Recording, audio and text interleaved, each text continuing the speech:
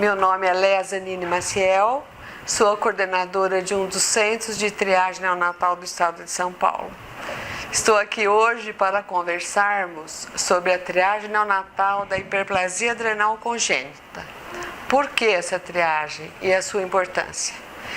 Inicialmente, eu gostaria de dizer que as glândulas adrenais, elas se localizam no polo superior dos rins e elas são importantes porque produzem vários hormônios, sendo um deles vital para a vida, que é o cortisol. Para que este hormônio seja produzido, são necessárias várias enzimas.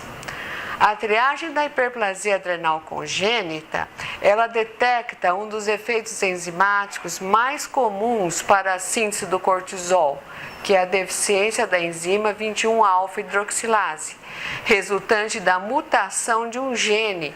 E essa doença representa 90% das causas da hiperplasia adrenal congênita.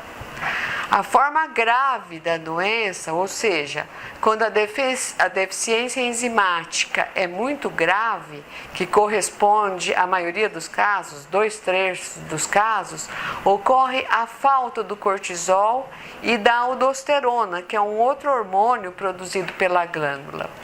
A criança apresenta sintomas como náuseas, vômitos, ela não ganha peso, ocorrem alterações eletrolíticas, o sódio sanguíneo fica baixo e o potássio elevado, a criança desidrata, entra em choque circulatório e morre, se não socorrida.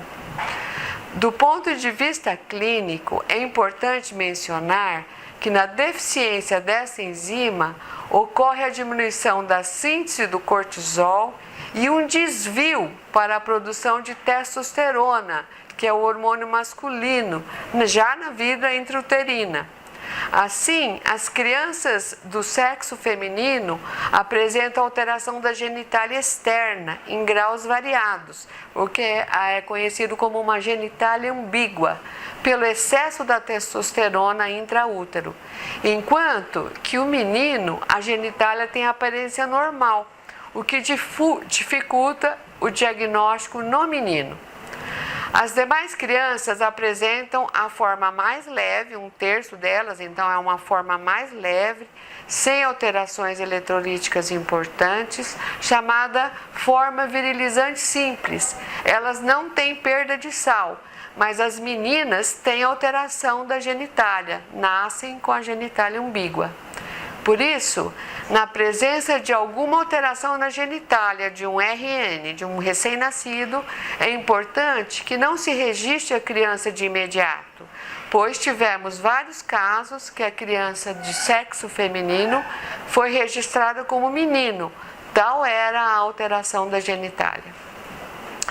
Assim, do ponto de vista clínico, precisamos pensar nessa doença em todo recém-nascido que nasce com alteração da genitália, ou sem os testículos, ou com a posição alterada da uretra, e lactentes do sexo masculino com desnutrição, episódios frequentes de desidratação, lactantes que estão com o diagnóstico de refluxo gastroesofágico de difícil controle e também com lactentes com o diagnóstico de estreitamento de piloro.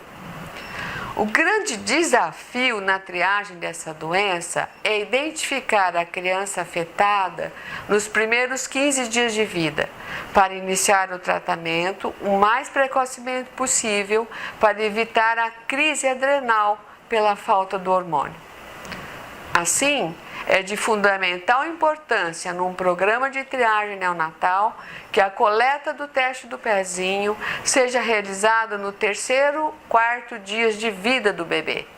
A criança afetada, detectada nos primeiros 15 dias de vida, reduz a morbidade e a mortalidade, principalmente nos meninos que não apresentam alteração da genitália. Os dados de diferentes países mostram que essa deficiência ocorre de uma criança a cada 16.000 a 20.000 nascidas vivas. A triagem dessa doença no Brasil, ela começou em novembro de 2013, quase 7 anos atrás. No nosso serviço, a análise dos primeiros 5 anos dessa triagem mostrou uma incidência da doença de uma criança para cada 19.500 nascidas vivas. O grande problema na triagem dessa doença é a grande frequência de resultados falso positivos, ou seja, o resultado está alterado, mas a criança não tem a doença. Isso ocorre principalmente em prematuros, em crianças que apresentam infecções no período neonatal, convulsões e outras doenças, gerando uma grande ansiedade para os pais até que o diagnóstico seja descartado. Para finalizar, a introdução da triagem neonatal da hiperplasia adrenal congênita veio para contribuir de forma substancial com a diminuição da mortalidade infantil causada pela doença, principalmente nos meninos.